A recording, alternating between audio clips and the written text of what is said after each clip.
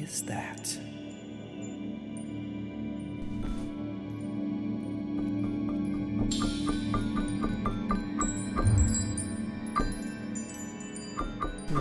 Weird question. Do you mind if I touch you, mysterious rock crystal thingy? Not hearing a no, so yes? Oh. Donnie, oh my god! Are you okay? Sorry, yeah, I'm okay. I had a weird dream, it's fine. But now that I'm up, I was actually planning on playing this today. Sonic Generations. Oh, okay. I don't want this. Everyone knows Sonic. Come on, he's blue, just like the sky. And everyone knows the sky. And I'd say that Sonic is more popular than ever. He's getting back up there commercially and especially critically. Looking at the most recent games, it's easy to see that we're in a sort of Sonic renaissance. Again, not only that, but the movies have reinstated the blue Pipito boy as a pop culture icon. And not bad. Not too long ago, people had it out for the guy. There's a period or two where he could not catch a break. Okay, so some context. Sonic Generations 3DS was developed by a company called Dimps. Their history with the Sonic franchise is long and vast. Their first involvement was developing the Sonic Advance series for, you guessed it, the Game Boy Advance. After that, they went on to co-develop Sonic Rush alongside Sonic Team. This secured Dimps as the handheld guys. But after that, Dimps developed many ports of Sonic Team's big home console games, bringing them to Wii and DS. Unleashed, or Unweashed as many refer to it, really just sounds like I haven't learned your R's yet, was a quite good, albeit inferior version of the bigger PS3/360 release. Another win for Dimps. Jumping to the next Sonic game, Colors. Right off the bat, many consider the DS port of Colors to be better than the Wii counterpart in almost every regard. What most bring up is the writing, because Colors Wii had a very simple and concise story. It pretty much just focused on Sonic, Tails, and Eggman. While I hate to admit it, that's what Sonic needed at the time. No time-traveling shenanigans, no deep themes, just Sonic stopping the bad guy. While general audiences loved it, it's a fun game, Sonic fans were left hungry when it came to, well, a compelling story. And that's exactly what Dimps provided. They had really built up a reputation over the years. Just gonna ignore Sonic 4, that doesn't exist. And that brings us to their next endeavor, Sonic's big 20th anniversary title.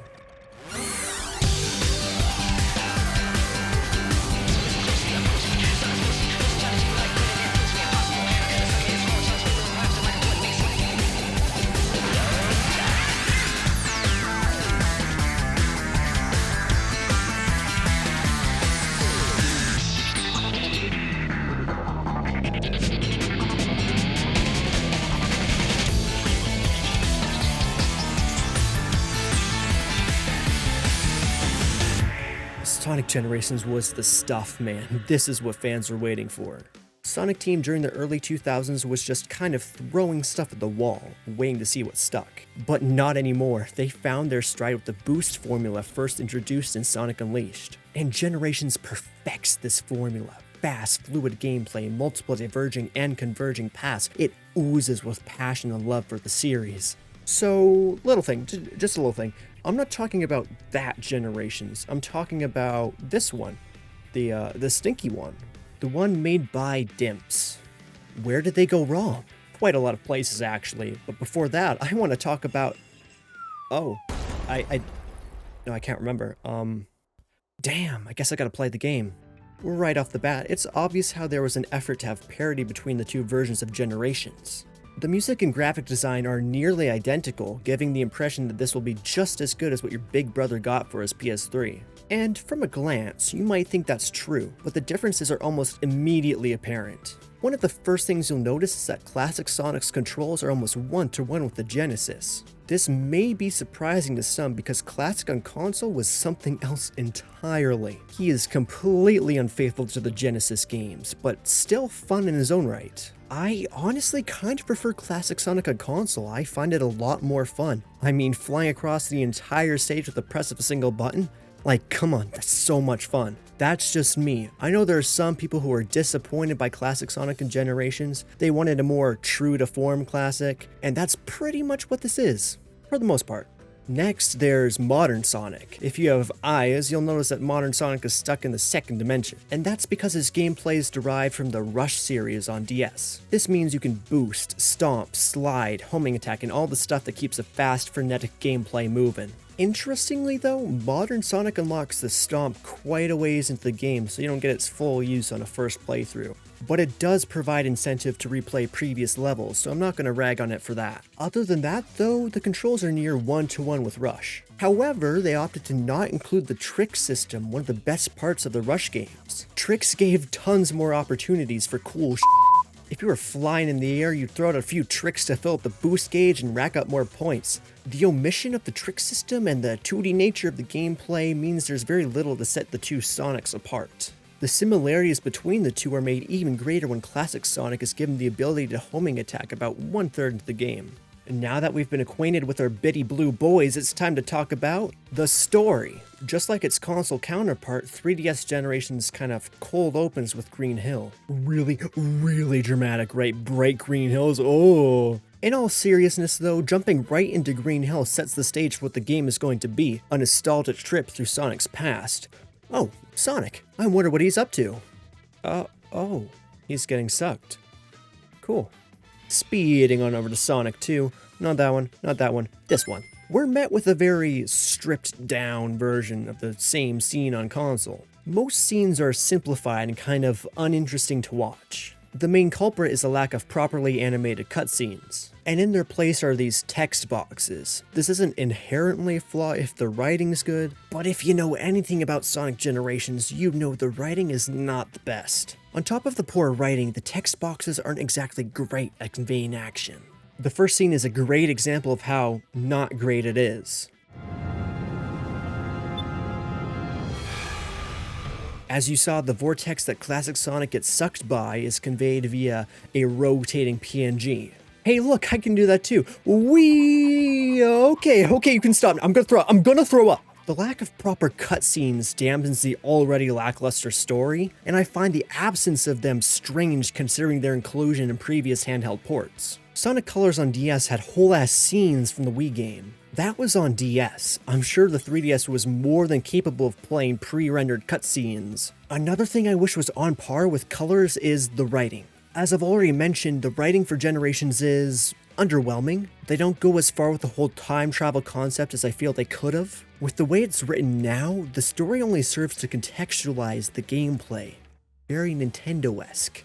There are a couple of scenes of the two Sonics bonding, but it's nothing to write home about. And unlike Sonic Colors, Generations didn't get rewritten for its handheld audience. It got, and I didn't even know this was possible, de-written. Sonic's friends are completely erased from the story, something that's pretty disappointing. On console, saving each of Sonic's friends after a level was a fun little thing that made the experience that much more lively. Them not being here amplifies the sort of emptiness I get when interacting with the story. All in all, the story gets a big thumbs down from me.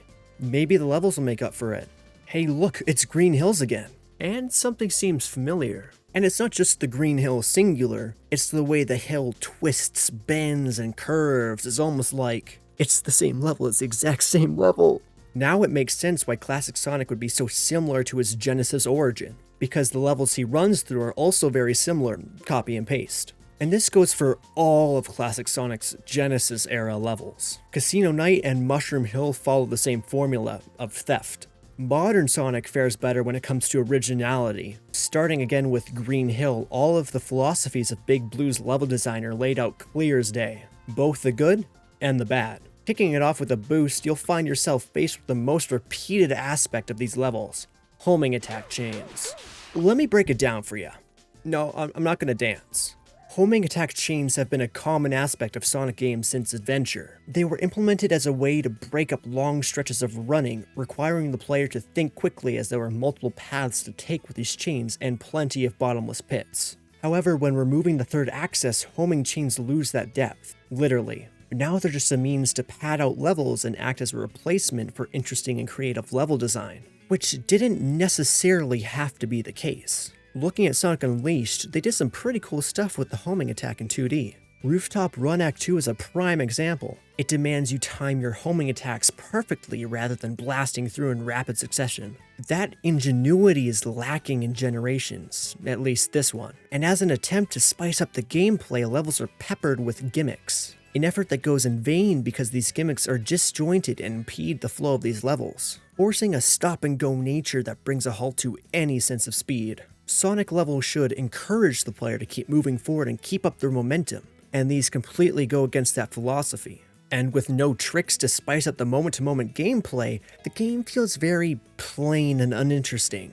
Mushroom Hill Act 2 is a great example of this. Going from boosting to jumping on mushrooms, boosting again, stopping to fall on some mushrooms, boosting once more, then flying in the air. In theory, all of these mechanics should naturally weave into one another, creating a seamless yet engaging experience. However, as previously mentioned, that is far from the case. All of this goes for classic Sonic as well, which is a shame because the choice of levels is fairly decent. I've already mentioned the first three: Green Hill, Casino Night, and Mushroom Hill. 2 hills is a little redundant though. Remember a while ago when I said short stack unlocks the homing attack? That's where this happens. Right after the Genesis levels are done with, the level design dives even further in quality. What should have been a fun post-game ability is instead used as a crutch. But before moving on to the next era, Sonic must face a couple of foes. Boss gates are placed after each era, and they have 2 different types of bosses in them. A rival battle taking inspiration from the PSP game Sonic Rivals, and a second more traditional boss.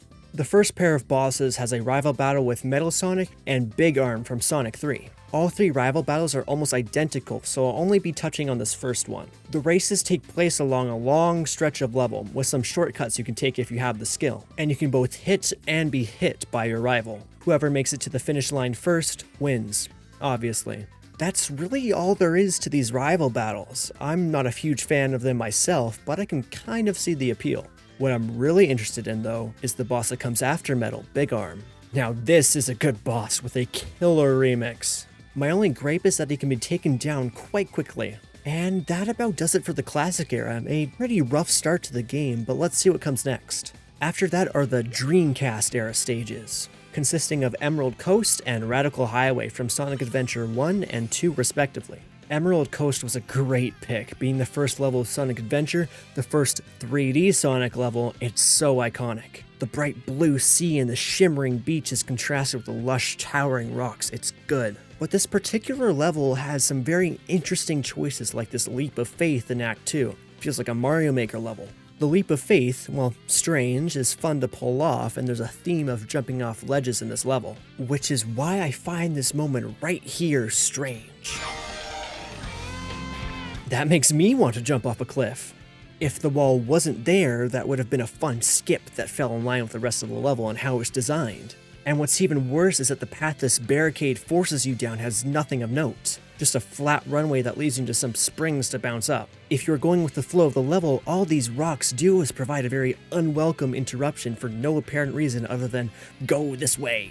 A very strange decision. On another note, both acts have sections that pay homage to the Orca Chase from Adventure. I don't know, that's kind of fun, I like that. And after giving the Sea Life permanent brain damage, Sonic moves on to Radical Highway. Radical Highway is what I consider the weakest level of the game. So much so that its failings go beyond the level design and into the core philosophy of the game. Man, I sound smart. But about that level design, it's not the best. There are a lot of sections, especially in Act 1, where all that's done is holding right. I mean, look at this. That's just a straight line for 10 seconds. Not even a single enemy. But I will give credit where it's due. Bouncing off the blimp in Act 1? That's pretty cool. I like that. Act 2 is a little better with more actual level to play, although what makes up the substance of the level varies in quality. Like the section near the beginning in which you launch off a ramp to swing off a bar to homing attack an enemy, then some boxes to reach a rocket. There is a very clear and nice flow to these actions that tickles my brain. Like I said though, that quality doesn't persist through the entire level, and because of that, it's not great. And that brings to mind a common flaw in these levels: routes. Routes are just that.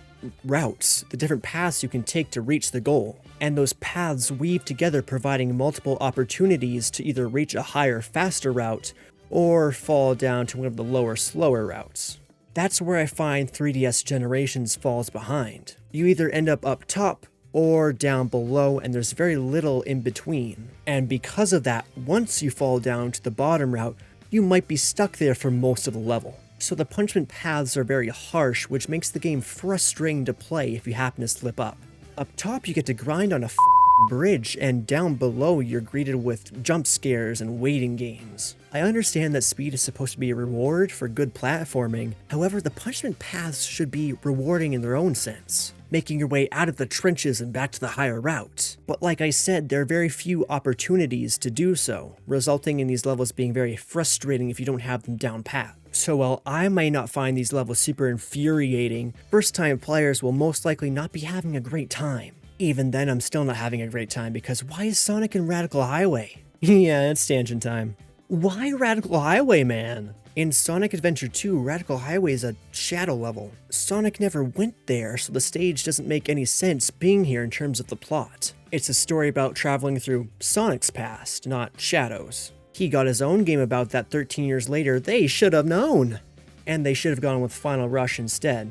Why? Because that's what I want. Guess I gotta beat up Shadow now. No, that's over with. Time to fight the Bile Lizard from SA2.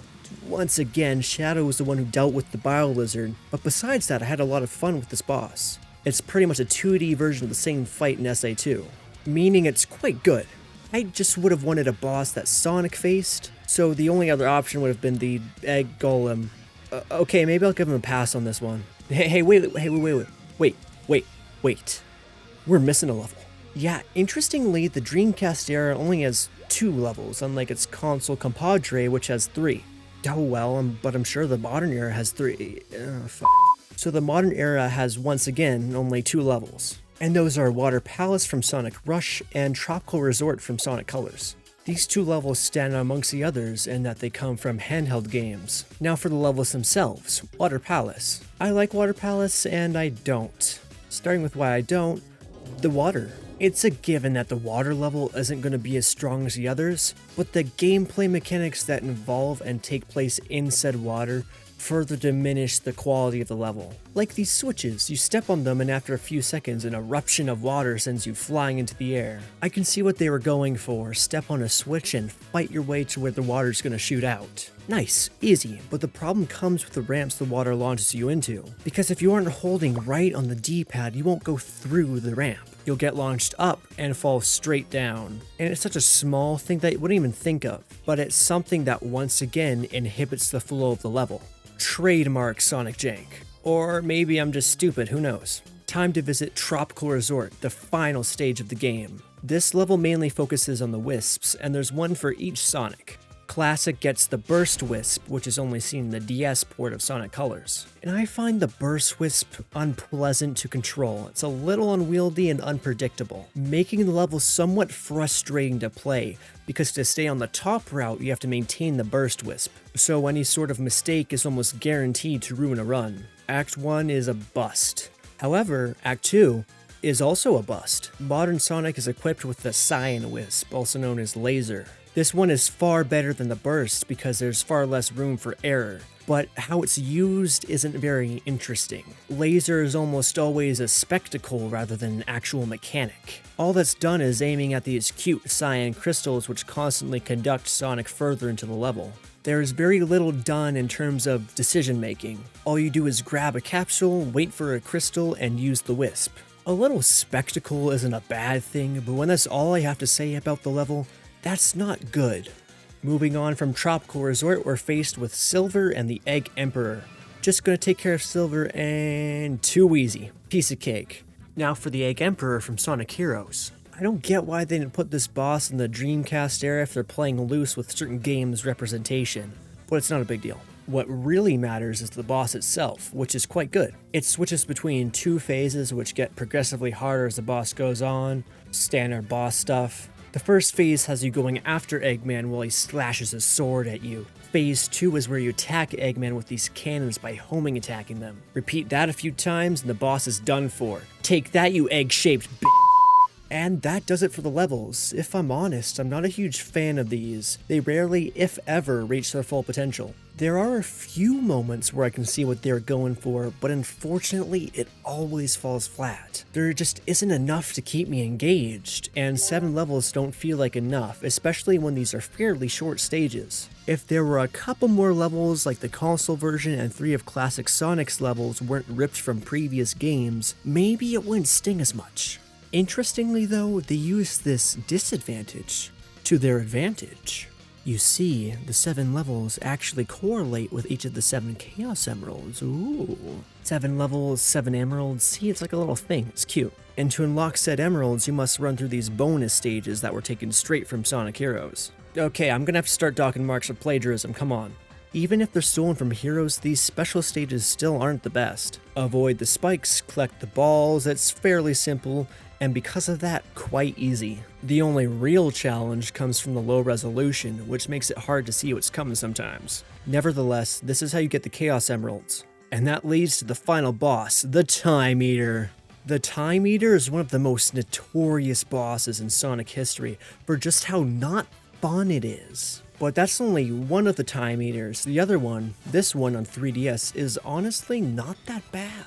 It takes the same premise of switching between 2D and 3D and does some pretty good stuff with it. First, the 2D sections are probably my favorite part of the boss. They have clear telegraphed attacks that, while somewhat challenging, aren't unfair. And even if you do get hit, the punishment isn't too extreme, it just repeats the same attack again until you succeed. The same goes for the 3D section, although I have more trouble avoiding these attacks. I think the problem is that dodging the crushing hand attack while boosting doesn't always work. Easy fix, don't boost, but I'm too stubborn for that.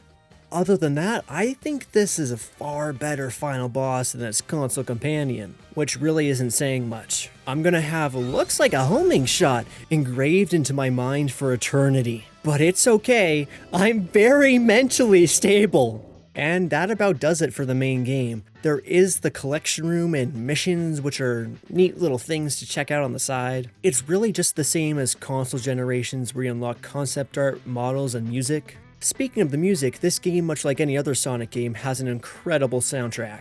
I'm just going to shuffle through a few of my favorites.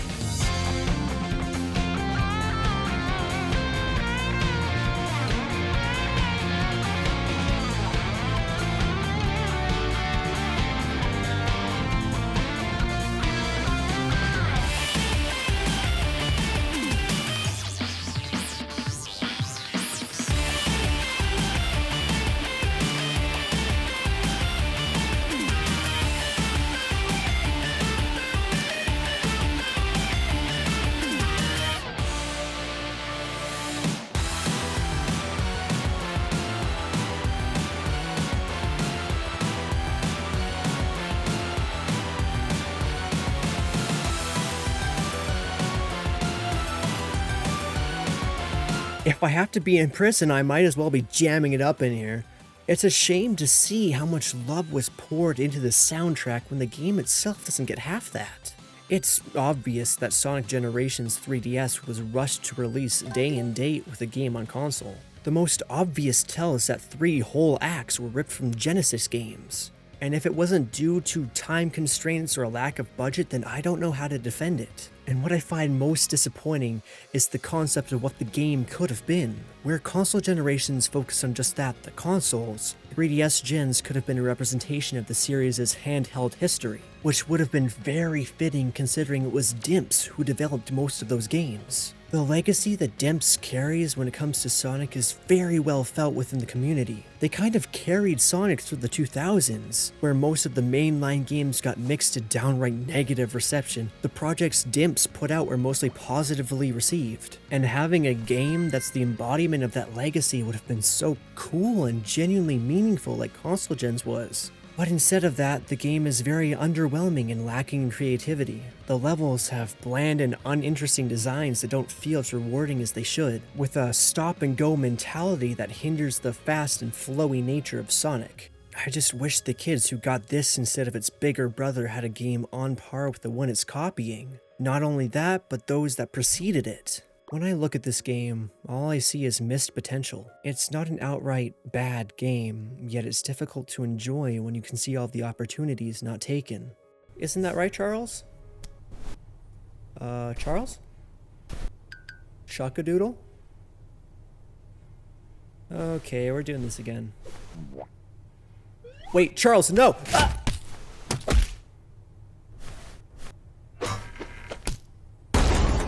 Ah!